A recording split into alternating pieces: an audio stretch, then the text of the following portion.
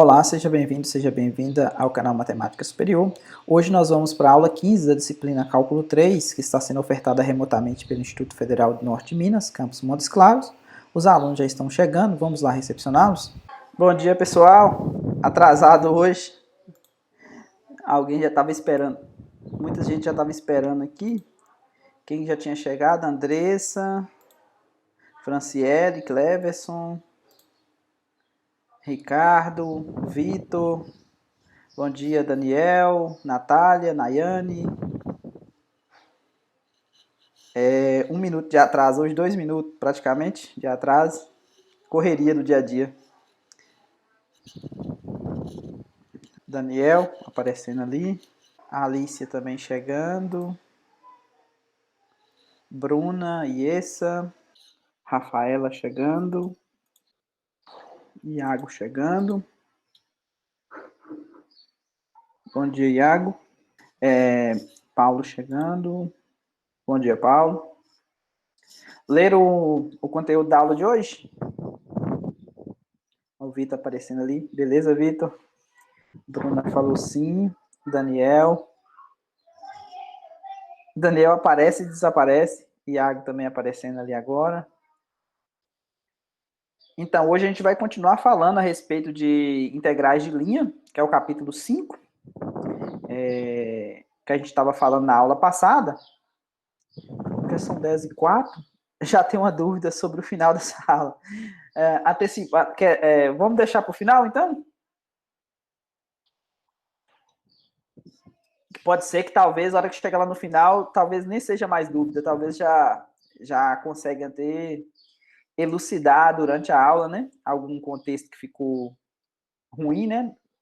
No entendimento, pode ser que esclareça, né? Cálculo 3, aula 15, do dia 10.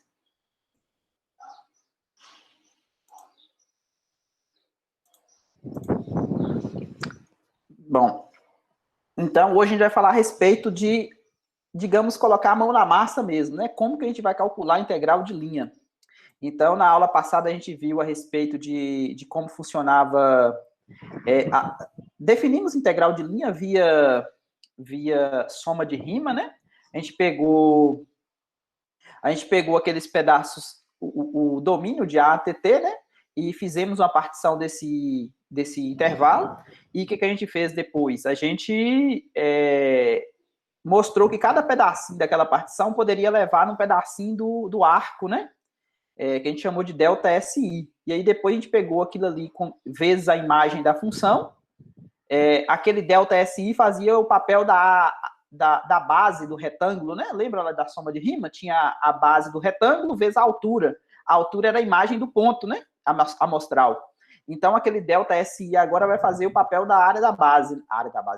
Da base, beleza? E a altura, como é unidimensional, né? A altura fica a cargo do F de XYI, que é o ponto amostral que a gente pegou. Bom, definimos integral de linha, mas a gente não chegou... Deu um exemplo, eu acho, né, a respeito de parametrização, acho que foi só um exemplo, né, que a gente usou seno e cosseno para uma metade de uma circunferência.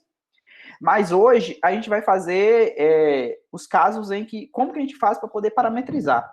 Porque a gente viu que se você pegasse uma integral de A até B, de f de xy ds, isso aqui a gente poderia... na verdade, aqui não era bem de A até B ainda, né? Aqui era sobre uma curva C. Quando a gente parametrizava esse x e esse y aqui, a gente poderia escrever isso aqui como sendo a integral de A até B, de f de x de t, y de t. Esse ds aqui, a gente viu que a gente pode escrever ele como sendo a raiz quadrada, né? Da derivada x' de t ao quadrado, mais o y' de t ao quadrado, não era isso? E aqui, dt.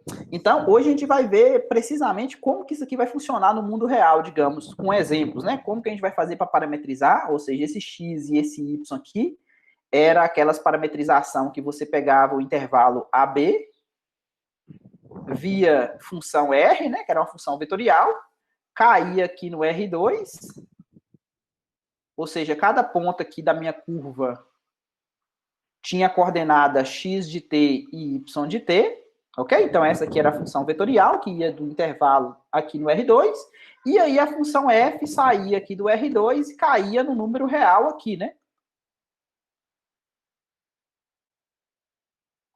Caía aqui, né? Que era a f, era de R2 em R. Bom, esse foi o contexto da aula passada, né? Só fazendo uma breve revisão aqui que a gente viu na aula passada. Então, hoje, o que a gente vai fazer? Eu vou pegar primeiro uma curva, eu vou pedir que ela seja suave por partes. O que significa isso? Tá vendo que aqui tem um biquinho aqui, ó? Então, pode ser que nesses pontos aqui, ela não seja suave, no sentido que a derivada não esteja bem definida. Mas só que aqui no interior dessa curva, digamos, os pontos que estão aqui, ó, ela vai ser suave. Então, ela é suave por partes. Então, aqui, como vocês podem ver no desenho, eu peguei a união de C1 com C2, C3, C4, C5, por exemplo, uma quantidade finita. Então, cada uma dessas curvas, CI, elas são o quê? Elas são suaves, ok? Cada uma delas. Pode ser que os intervalos, os extremos delas, onde que emenda, igual vocês podem ver aqui, onde é que elas estão emendando, pode ser que não seja suave. Mas no interior dessa curva, ou seja, os pontos que estão aqui, por exemplo, entre esse ponto e esse, né, do início e o final, do C4, por exemplo, ela é suave, beleza? Então, como que eu vou definir a integral sobre uma curva desse jeito? Porque pode ser que para vocês vão aparecer uma curva em que ela não seja, por exemplo, a metade de uma circunferência, igual a aula passada, né? Então, pode ser que vocês vão ter que fazer o quê? Pegar a integral em cada pedaço, tá vendo? Então, observe, a integral sobre C, que é a curva toda, é a união de C1, C2 até Cn, você pode utilizar o quê? A gente pode utilizar o fato de a integral da soma ser a soma das integrais. Então, para cada uma dessas curvas aqui, ó, individualmente, eu posso utilizar a definição que a gente viu na aula passada. Tranquilo até aí? Essa figura remete à projeção topográfica da integral? Essa curva aqui seria o chão. Imagine que você tem uma cortina, igual a gente viu na aula passada. Logicamente, aqui, como a função ela vai de R2 em R, a minha F, então um ponto que vai cair aqui, ó, então você vai desenhar essa coisa em R3. Então, isso aqui, ó, vai ficar no chão.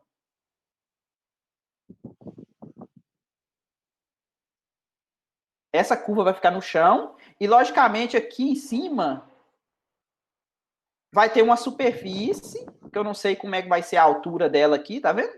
Desses pontos.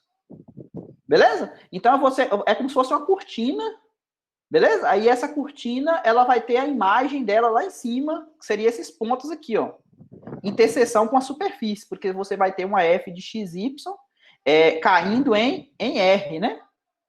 Então, significa que você vai ter uma superfície S, e essa superfície S, quando você pegar só o pessoal que é exatamente da curva, da projeção dela, como você falou, você vai ter esses pontos, vai ter interseção com a superfície. É como se fosse um plano, mas não é bem um plano. Por que não é um plano? Porque se fosse um plano, isso aqui teria que ser uma reta, né?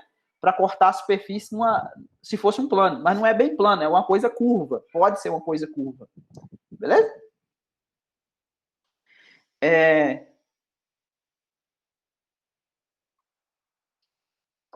Aqui, ó. Aqui tá falando mais ou menos o que você perguntou, tá vendo?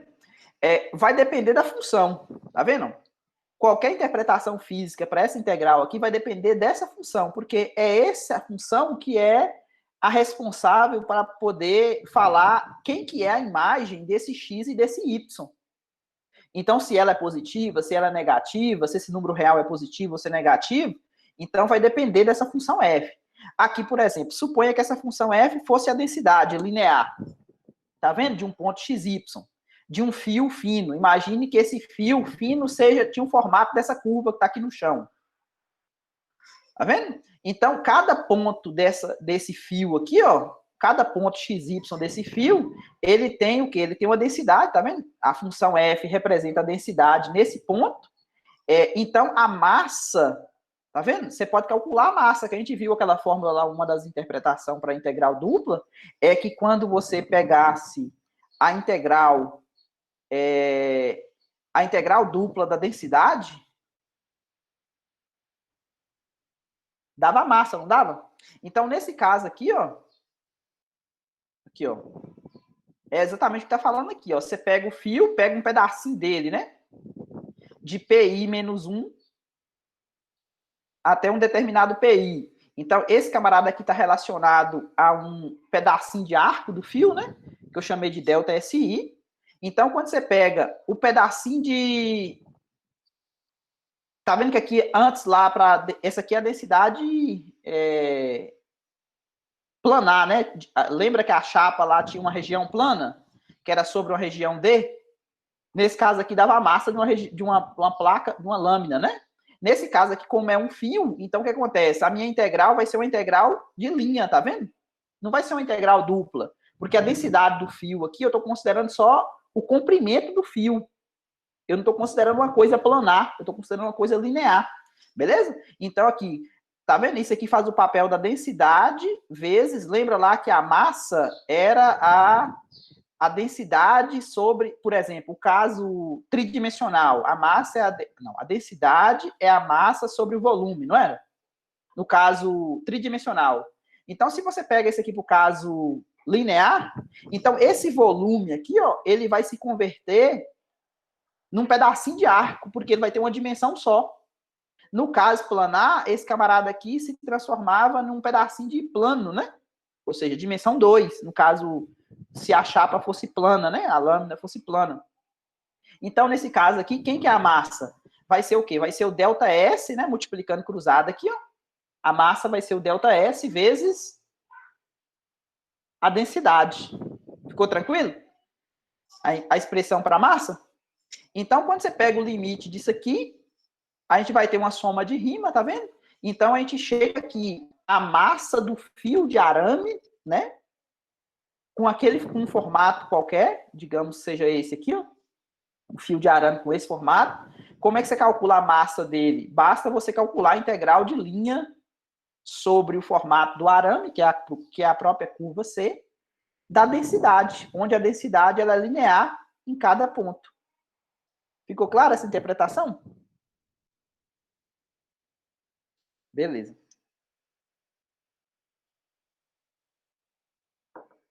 O pessoal do chat aí também pode falar, viu? Temos... Everson falou sim. Somos 16, pelo menos está aparecendo aqui para mim, 16. A Ariane também falou sim. Nayane falou sim. A Andressa também. Franciele. Ok. Paulo. Porque se tiver alguma coisa, pode abrir o microfone e falar ou escrever aí no chat. A Alicia também falou sim. Então, aqui tem um exemplo. No exemplo anterior, se o f de xy fosse exatamente essa função aqui, 2 mais x ao quadrado y, representasse a densidade... Lembra do exemplo que a gente fez na aula passada? A gente fez um exemplo em que... Aqui, ó, esse exemplo aqui, ó.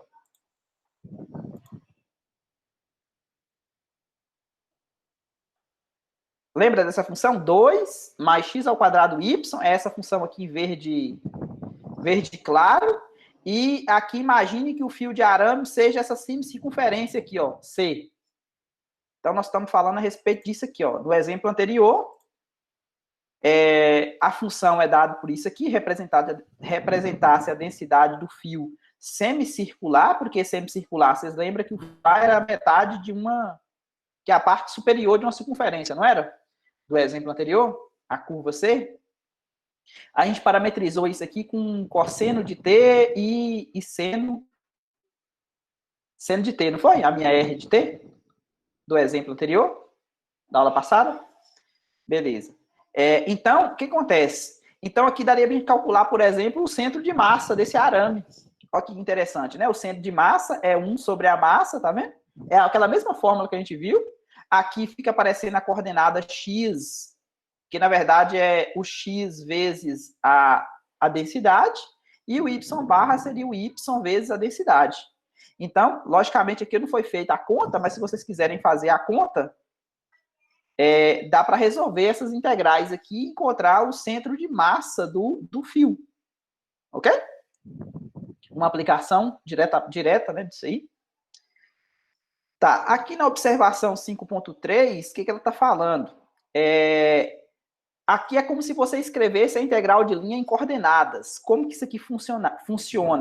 Então, duas outras integrais de linha, elas são obtidas se você troca o ΔSI. Lembra que o ΔSI é o quê? É o comprimento de arco, né? Ou seja, você pegou um pedacinho aqui, um ΔT, isso aqui está relacionado a um pedacinho de arco ΔSI, através da minha função R, né? Ok? Que pegou esse pedacinho de segmento de reta e transformou em uma coisa curva, lá na curva, né? Transformou numa coisa curva na curva, né? Pegou a função R, ela transforma esse segmento de reta nesse pedacinho de arco, tá vendo? Lá na curva. Beleza? Como sendo um pedacinho da curva lá. Então, se eu troco esse delta SI por delta XI, o que é o delta XI? É um pedacinho de reta também, né? É como se, imagine que você tem aqui o delta SI, tá vendo? Esse aqui é o delta SI. Então, esse delta SI, ele tem uma componente aqui que é o delta YI, e tem uma componente aqui que é o delta XI, paralela aos eixos XY. Então, esse camarada aqui é o delta SI. Então, ele tem um componente, tá vendo? Delta XI, e tem um componente delta YI, também aqui na vertical. Então, na definição de integral de linha, elas são chamadas de, respectivamente, integrais de linha de f ao longo da curva C, mas só que aqui em relação a x e a y. Por que isso aqui é interessante, né? Vocês lembram lá de quando vocês estudavam, por exemplo, trabalho, lá em física? Tinha hora que pedia o deslocamento na direção de um determinado eixo? Aí você pegava a componente da força só naquela direção, não era isso? Então, uma coisa parecida aparece aqui também, né? Eu não sou especialista na área para poder falar a respeito disso, mas é uma coisa parecida, tá vendo? Então, essa integral aqui, ó, ao invés de ser ds, eu troco por dx dy. Então, aqui, ao invés de eu usar o delta SI, eu uso o delta xi e o delta yi. Ok? Ficou claro as definições? A integral de linha ao longo da curva, mas em relação aos eixos. Em relação a x e em relação a y. Aqui, ó. Qual o nome que a gente dá para essa aqui que seria a mais geral, né? Essa aqui eu estou usando exatamente nessa direção aqui, ó, né? Eu estou usando, não é em relação aos eixos, né? Ou seja, essa aqui é em relação ao comprimento de arco mesmo. Então, o nome que a gente dá é esse nome mesmo, né? Não tem outro nome, não. É em relação ao comprimento de arco, tá vendo? Para diferenciar. Então, quando eu falo em relação ao eixo X, eu uso essa. Em relação ao eixo Y, eu uso essa. E em relação ao comprimento de arco, que é a mais geral, eu utilizo o ds. Lembrando, quem que é o ds mesmo? É a raiz quadrada de x', não era? Ao quadrado, mais y' ao quadrado. Esse é o ds, né? Tá, aqui tá falando aqui a respeito, como é que eu faço para parametrizar as integrais em relação aos eixos. Então, as fórmulas seguintes dizem que as integrais de linha com relação a x e y pode ser calculada escrevendo tudo em função de t. Então, o que acontece? Se eu pego o x igual a x de t, o y igual a y de t, logicamente o dx que aparece aqui, ó, tá vendo que aparece um dx aqui, ó? E aqui aparece um dy. Então, eu posso escrever esse dx em função de t, tá vendo? Deriva aqui, ó, dos dois lados, em relação a t. Então, vai ficar x' de t dt. Isso aqui é como se fosse uma composta, né? O x depende de t. Então, como é que eu derivo x em relação a t? É como se eu derivasse o x', tá vendo? Aparece o x' e aqui aparece o dt, que é a derivada, eu tô falando que é em relação a t. Da mesma forma, o dy é y' de t dt. Então, se eu troco isso aqui naquelas duas integrais lá, o que vai acontecer? O x se transforma nesse, né? o y se transforma nesse, e esse dx aqui eu troco por x' de t dt. Aqui eu saio da curva e já coloco o quê? Já coloco os meus parâmetros da minha parametrização, né? Porque eu chamei o x de t e o y de t. Da mesma maneira, a dy aqui, ó, é trocada por y' de t. Ok? Então, na prática, a gente utiliza essas duas fórmulas aqui, ó, para fazer a integral de linha em relação aos eixos. Tá claro até aí?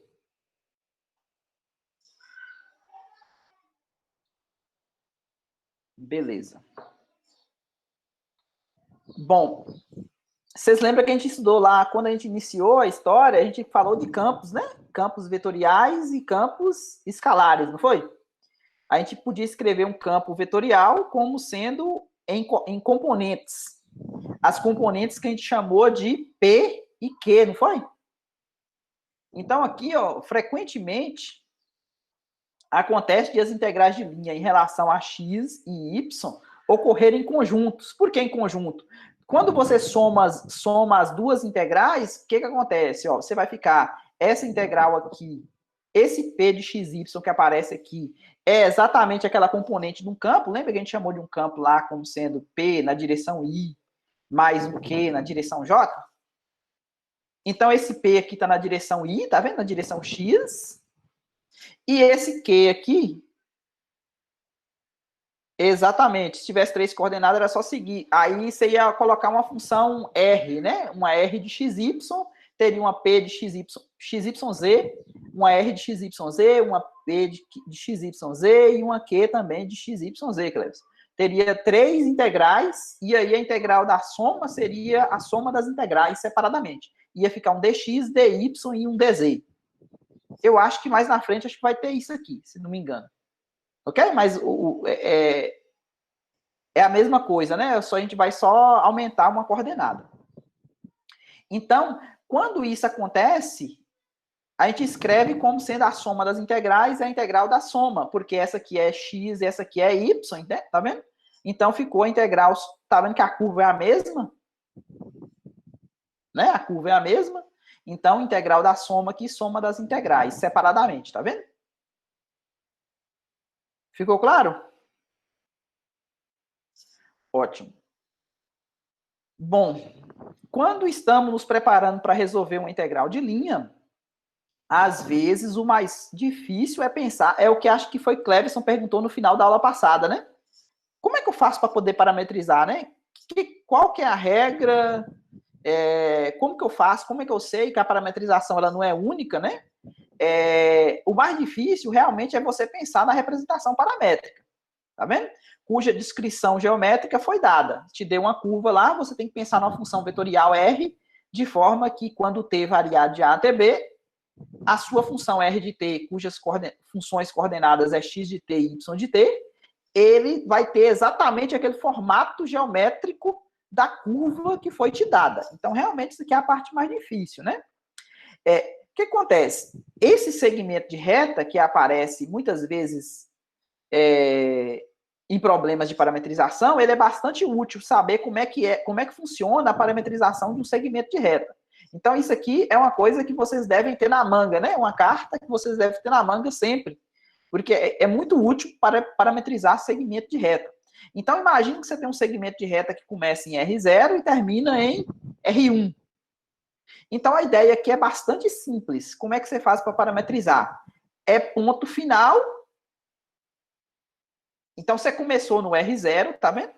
Começou no R0, e aí você vai pegar o ponto final menos o ponto inicial, tá vendo? O R1 menos R0 é exatamente o ponto final menos o ponto inicial.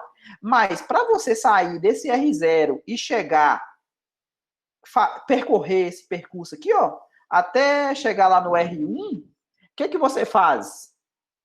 Você precisa desse parâmetro T aqui, ó. O parâmetro T, ele vai sempre variar entre 0 e 1. Por quê? Imagine que o T é 0. Se o T é 0, você está aqui no ponto inicial ainda, ó. Não saiu do lugar, está no R0, concorda? Se o T for 0, porque 0 vezes R1 menos R0 dá 0. Imagine que você pegou T igual a meio. Está aqui na metade. Se o t for meio, o que acontece? Ó, mais meio que multiplica R1 menos R0. Você faz essa conta aqui, vai dar R0 mais meio de R1 menos meio de R0, distribuindo aqui, né? Esse aqui com esse aqui pode juntar, não pode? Então, R0 menos a metade de R0 vai sobrar ainda a metade de R0 positivo, né? Mais metade de R1. Isso aqui é exatamente R1 mais R0 sobre 2. O que é isso aqui? Exatamente o que o Vitor falou lá, ponto médio. Ponto médio, aqui, ó. Ponto médio é exatamente o ponto médio, ou seja, você está na metade do percurso. E quando você pega o t exatamente igual a 1, o que acontece? Ó, vai ficar R0 mais R1 menos R0, porque o t é 1, né? Ó, esse cancelou com esse, sobrou quem? O ponto final. Você chegou no final do seu segmento. Então, a maneira de parametrizar é exatamente essa. Então, aqui eu só rearranjei para ficar o R0 e o R1 em evidência, tá vendo? Então, essa expressão aqui é essa mesma aqui, tá vendo? Que é essa mesma aqui. Então, a parametrização no segmento de reta é sempre dessa maneira. Ponto inicial mais esse R1 menos R0 é como se fosse o vetor diretor, né? A direção que você quer pegar. E aí você pega a equação da reta, né? Normal. Só que essa reta aqui, ela tem o quê? Ponto inicial e ponto final. Por quê? Porque o t está limitado entre 0 e 1. Se você deixa esse t livre aí, vocês concordam que vai dar a equação da reta, né? Que tem exatamente esse vetor diretor R1 menos R0. Ficou claro a parametrização do segmento? Ok.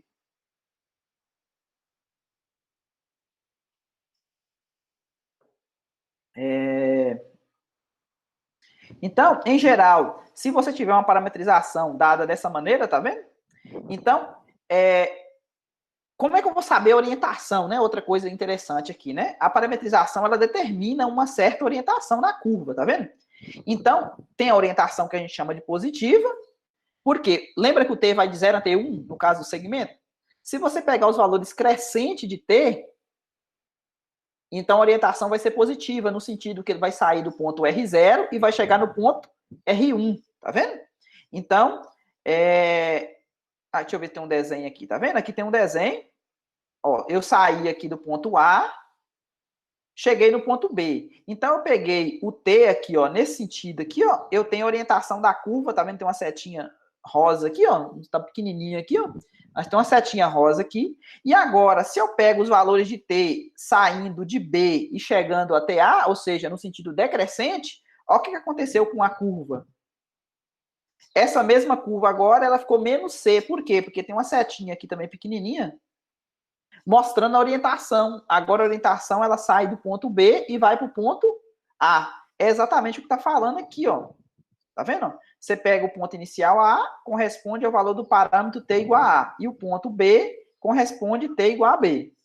Então, menos C, quem quer menos C? Então, vai ser a ordem, a orientação inversa.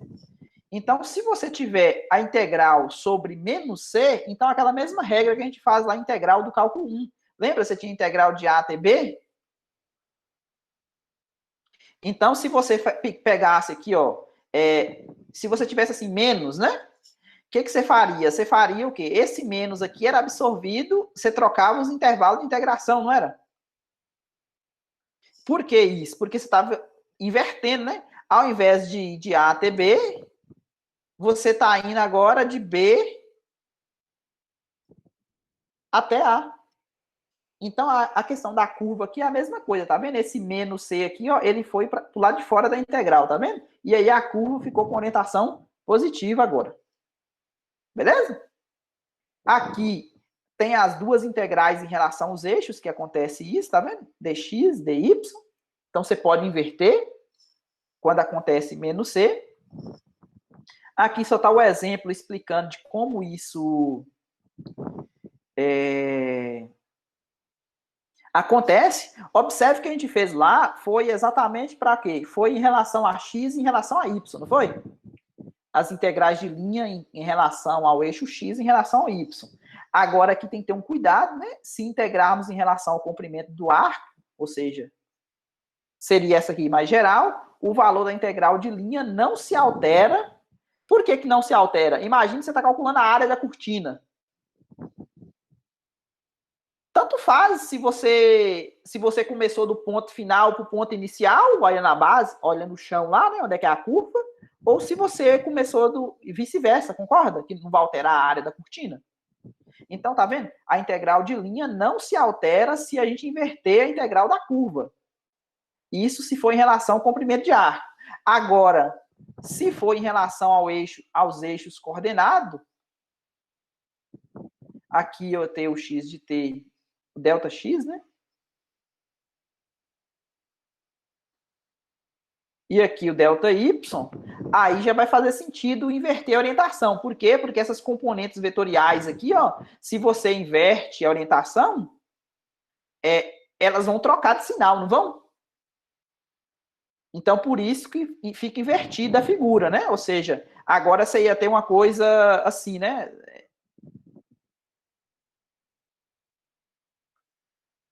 Opa, delta x aqui e delta y aqui.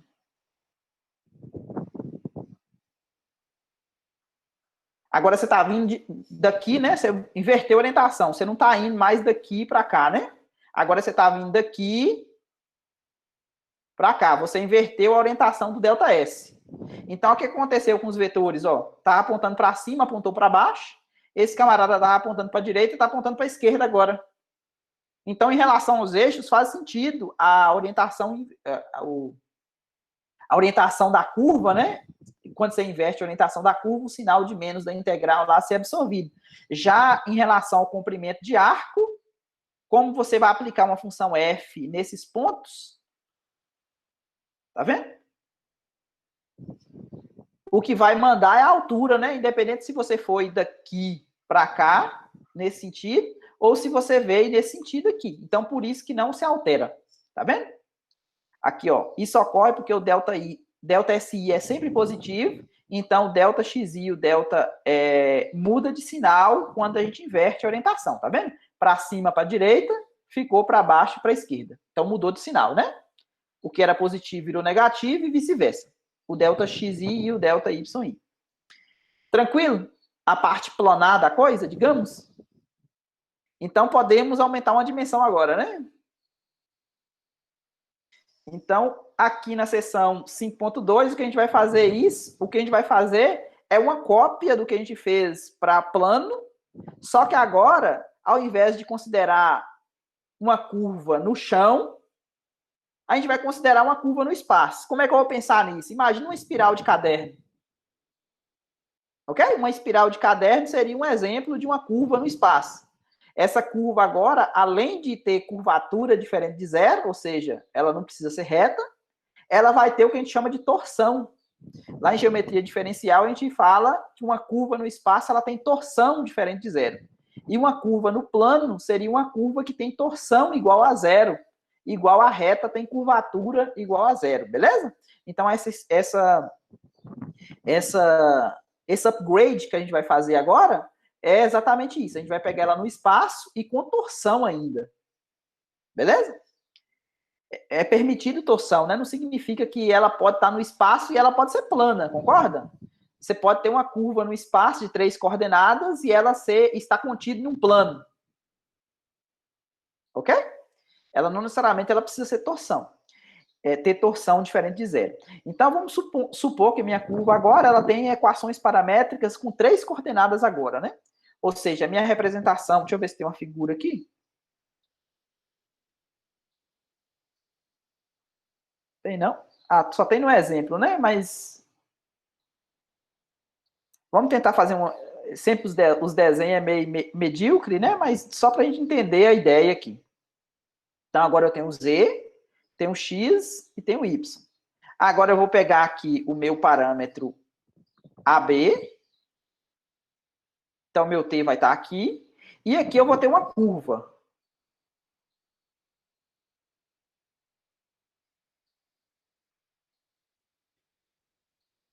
Deu para ver o que eu quis fazer no espaço? Essa curva aqui é a curva C agora. Qualquer ponto que você pega aqui nessa curva aqui, ó, ela vai ter coordenadas y de t,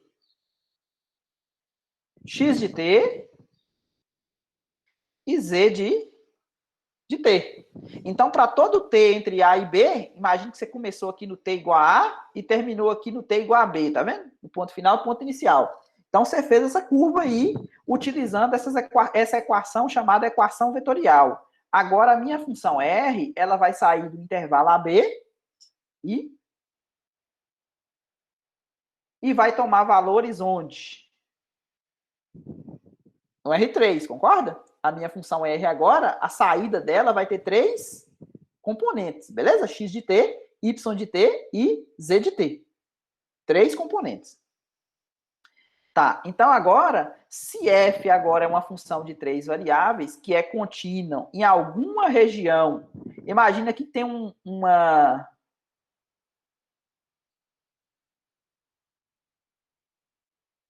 Imagina que aqui tem um espaço tridimensional.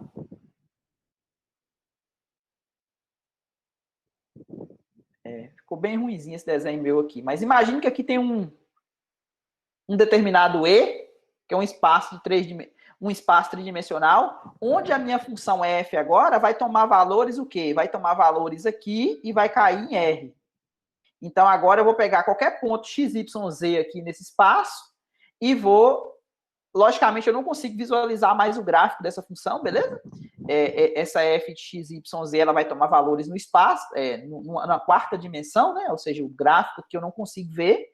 Mas a minha f, ela vai fazer o seguinte, ela vai sair aqui, tá vendo? A função de 3 variáveis, tá vendo? É contínua em alguma região E, que contém a curva C, ou seja, essa curva C está dentro desse sólido, que eu estou chamando de E, que é o domínio da F. Então, a gente vai definir a integral de linha de F ao longo de C em relação ao comprimento de arco, do mesmo modo que a gente fez para curvas planas. Ou seja, eu vou pegar novamente um ponto amostral aqui, vou fazer a partição aqui, vou pegar esse pedacinho aqui, vou levar no comprimento de arco ΔSI aqui, ok? Só que agora vou pegar um ponto amostral, XI asterisco, YI asterisco, YIZI asterisco, beleza? Esse ΔSI é esse comprimento aqui, ó. Gabriel Souza chegando. E aí, o que acontece? Eu vou fazer o limite quando o n vai para mais infinito, e aí eu vou ter a minha integral de linha, só que agora em dimensão 3, né? Porque a minha parametrização agora, a minha função depende de 3 variáveis, como sendo, isso aqui vai continuar sendo a imagem, só que agora fica difícil para a gente enxergar a cortina aqui nesse mundo, entendeu? A gente não dá para visualizar a cortina aqui, né? Que seria a interpretação geométrica desse caso. Vezes quem? Vezes o ΔSI. Isso aqui é como se fosse a altura, e isso aqui continua como sendo a base. Mas só que a minha cortina agora estaria em R4. Né? Então, eu não consigo visualizá-la. Então, eu vou calcular essa integral utilizando as fórmulas análogas, ou seja, novamente eu vou pegar... Agora eu vou ter um pedaço de curva, que é o ΔSI, só que esse ΔSI agora, ele tem 3 coordenadas agora, né? Ela está no espaço. Concorda? Então, eu vou ter um x de t, vou ter um y de t e vou ter um z de t, não vou? Então, o que eu vou fazer? Ó, lembra daquela fórmula lá do ds para 2 dimensões? Para 2 dimensões, a gente só tinha esse pedaço aqui, não era? Porque lá era só assim, né? Curva no plano. Então, eu só tinha um x de t e um y de t. No plano era só assim, né? Agora eu tenho 3, tá vendo? Por isso que aumentou esse dz dt aqui, ó. Mas é do mesmo jeito. A ideia aqui é do mesmo jeito utilizar Pitágoras. Isso aqui é a hipotenusa de um cubo. Ok? Aqui a gente pegava o quê? A gente pegava o resultante aqui do x', y', não era? O vetor tangente. Só que agora, nesse caso aqui, eu vou pegar isso aqui numa região cúbica. Então, por isso que ficou a soma desses quadrados aqui, ó, tem 3 componentes, né? Isso aqui faz o papel da base, né? E esse aqui faz o papel da altura. O que eu estou falando é isso aqui, ó.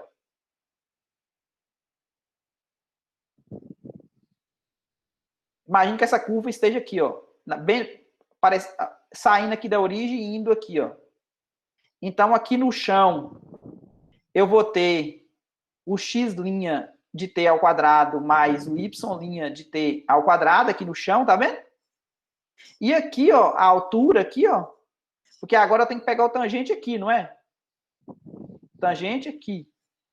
Então, a altura aqui, eu tenho que somar o quê? Usando esse triângulo retângulo aqui, eu tenho que usar o z' de t ao quadrado. Então, por isso que ficou essa coisa aqui. Raiz quadrada disso porque é hipotenusa, né? Ficou claro, gente? Beleza. Então, uma forma mais compacta da gente escrever isso seria essa aqui, tá vendo? Esse r de t que está aplicado dentro da função f tem exatamente o efeito aqui, ó. E esse r' de t em módulo é exatamente isso aqui, ó. Porque o que é o r'? É o x'. Quem é o vetor r'? É o vetor cujas coordenadas é o x' de t, y' de t e z' de t. Então, o que é o módulo? É a raiz quadrada dessas componentes desse vetor ao quadrado, não é isso? Definição do módulo aqui, ó. Então, é a forma mais concisa de a gente escrever integral de linha, seria essa. Aqui, ó, uma coisa interessante, né? Se essa função for exatamente 1, então, observe, essa parte do f aplicado em r de t vai dar exatamente 1, não vai? Porque independente do que você coloca aqui na função f, como a função f ela é constante, ela vale 1 para qualquer x, y e z, então, independente da parametrização, vai ser 1, né? Então, o que acontece? O que vai sobrar? Sobrou só a integral de a até b de r'. Isso aqui é exatamente o comprimento da curva. Lembra que a integral tripla lá de uma função f de x, y, z, quando a f de x, y, z era 1, dava exatamente o volume do sólido de integração? Então, nesse caso aqui, qual que é o análogo para a integral de linha? Quando a função vale exatamente 1, eu vou ter exatamente o comprimento da curva. Tranquilo, gente? Essa interpretação? Beleza. Aqui a gente tem aquelas 3 equações, que a gente vai ter 3 equações, a gente tinha 2 lá, né, em relação aos eixos. Aqui a gente vai ter 3, né, por quê? Porque agora você pode pegar as componentes em relação a x, em relação a y, em relação a z, tá vendo? Então aqui você vai parametrizar, aqui esse camarada vai ser trocado por esse aqui vai ser trocado por esse, e esse aqui vai ser trocado por esse. Então, essas aqui são as integrais de linha em relação aos eixos coordenados, em relação a x, y e z. O que Clevison estava perguntando lá no início, elas podem vir escritas separadamente, você pode juntar, tá vendo? Aqui, o seu campo agora, ele vai ter 3...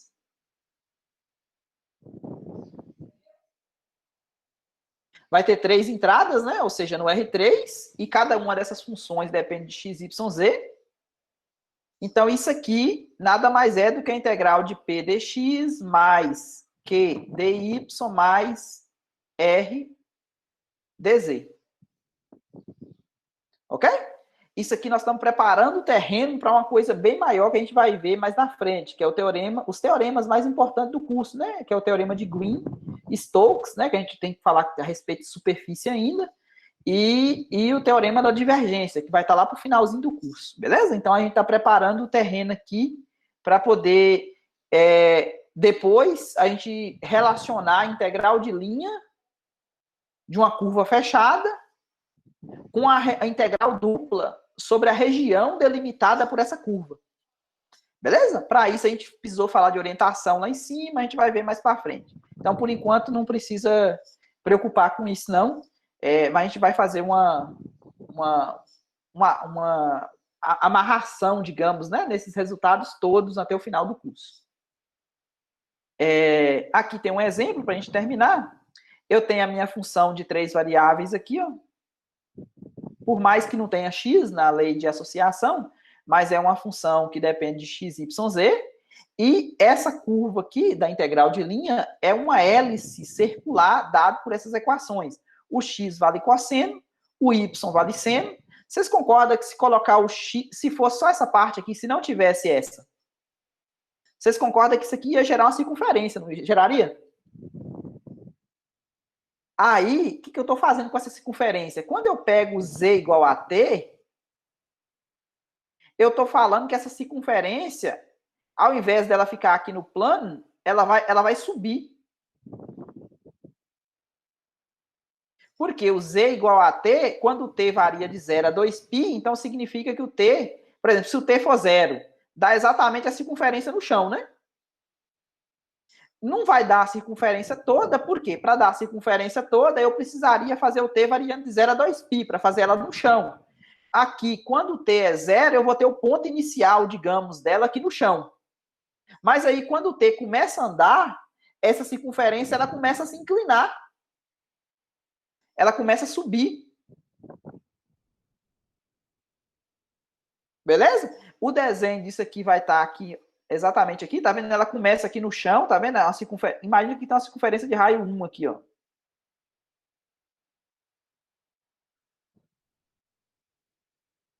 Então, o que essa circunferência de raio 1 está fazendo? Ela começou aqui com t igual a 0, e aqui, se vocês observar, 2π dá mais ou menos 6,28. Até chegar em 6,28, é como se você pegasse a circunferência e esticasse ela para poder fazer essa hélice. Então, essa aqui, imagine que aqui tem um sólido.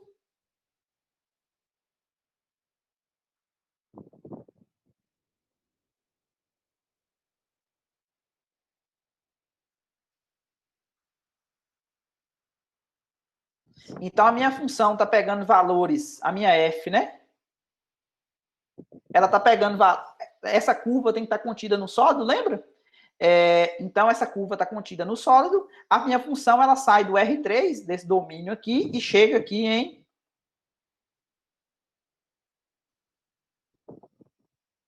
y seno de z.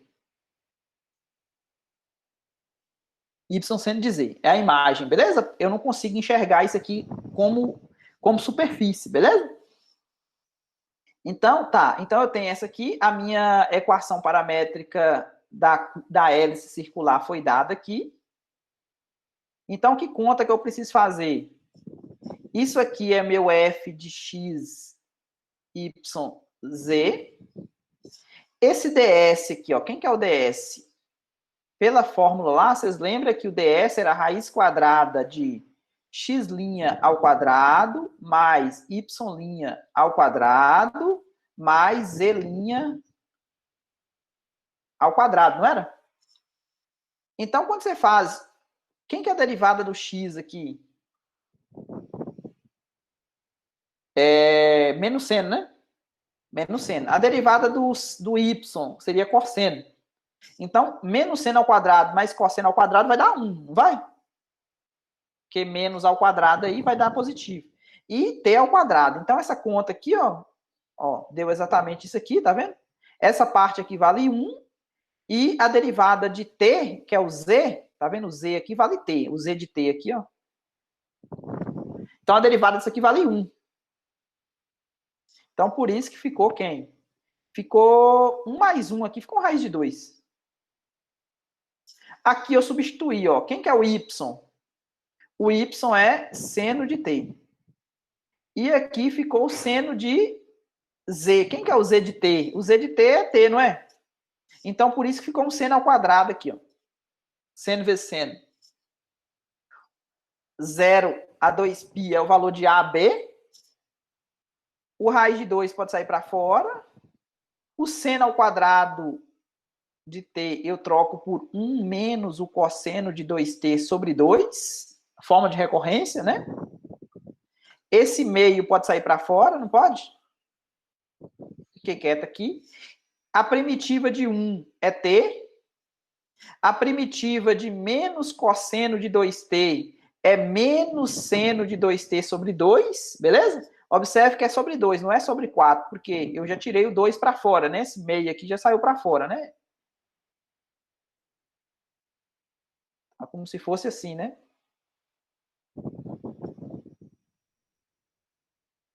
Beleza? Eu tirei o 2 para fora. Isso aqui variando de 0 a 2π zero. Coloca 2π no lugar do t, né? Porque depois colocando o zero vai zerar, então vai ficar raiz de 2 sobre 2 vezes 2π. Então cortou esse 2 com esse 2, o resultado deu raiz de 2π. Ok, gente? O que eu tinha preparado é isso. A dúvida sua era qual, Vitor?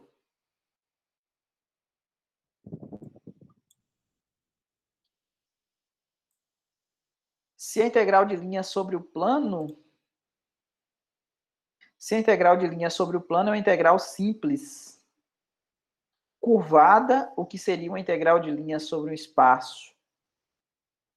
Então, lembra que vai para qualquer interpretação que você pergunte, vai depender da função f, né? Como no espaço a minha função vai depender de x, y, z, então eu não tenho a visualização gráfica do que aconteceria dessa função f aplicada no x de t, y de t e z de t, entendeu? Eu não tenho a interpretação igual lá no... Se a função for só de 2 para 1, né? Ou seja, se for só x de t e y de t, eu tenho a interpretação da cortina, né? Eu posso pegar a interseção da minha função f, faz a projeção sobre aquela curva no chão, teria a cortina, a área da cortina, né? Só que agora a função f de x, y, z, como o gráfico dela vai estar em R4, eu não consigo te falar o que seria essa integral tripla, entendeu? A única interpretação que eu consigo é aquela lá do comprimento de arco. Se a função f de x, y, z for 1, então a minha integral sobre a curva em dimensão 3, ela seria o comprimento dessa curva. Só isso que eu posso dizer, né? Ok? Beleza, então. Gabriel falou beleza aqui. Bom dia para todo mundo, até quinta e até amanhã para quem faz EDO. E até quinta quem faz cálculo 3. Fiquem com Deus. Até mais para todo mundo. Até mais, Bruna, Gabriel Souza, bom dia. Nayane, Vitor, até mais. Brenda, Iago, até mais. Paulo, Alícia. Bom, por hoje é isso, espero que você tenha entendido. Se ficou alguma dúvida, deixe nos comentários que estarei respondendo na medida do possível. Aproveite-se para se inscrever no canal, ative as notificações, porque toda terça e toda quinta teremos aula nova no canal. Até mais!